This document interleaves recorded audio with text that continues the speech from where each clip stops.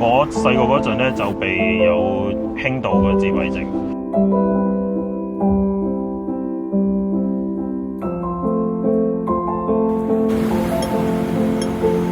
上天決定我哋生死咯。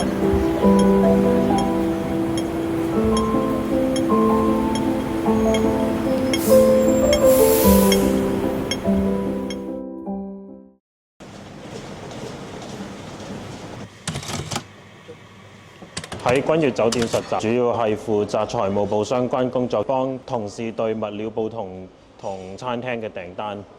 咁鄭欣彤係一個融合生啦，佢亦都係台灣讀過大學嘅，所以相對嚟講，佢係一個比較獨立嘅學員啦。咁我哋負責俾佢嘅工作編排都相對較為簡單嘅，所以佢係可以相對地咧係可以獨立完成啲簡單嘅事項嘅。如果佢遇到一啲問題咧，佢都會主動去向我哋提出嘅，然之後同我哋一齊去解決個問題咯。步田惠呢，在花房就是充當一個花藝師的助手，然後呢，每天上班之後，花藝師會給他準備一些需要整理的花材，讓他去除一些葉子呀，修剪一些花藝師需要的高度。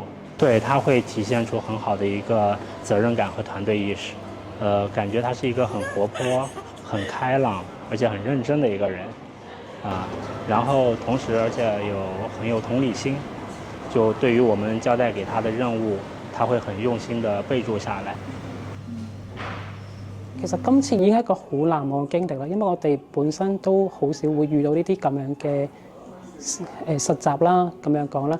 咁佢對我哋嚟講，其實佢係一個好有禮貌嘅人嚟嘅。佢每日朝早翻嚟會同我哋講早晨啊，同我哋每個同事都會打招呼啦。跟住佢，如果佢遇到嘅問題都會問我哋嘅時候，佢都會講一聲唔該嘅。咁俾我嘅感覺就係佢好似同一個小朋友嘅相處咯。即係咧揾到自己理想嘅職業，就係將自己嘅興趣變成職業係唔容易嘅事情。因為我嗰陣時好中意彈琴啊嘛，所以而家咧揾嘢做都越嚟越有難度咯。不過其實而家呢個 SEN 都仲喺度㗎，但係我而家我都會努力咁樣去克服。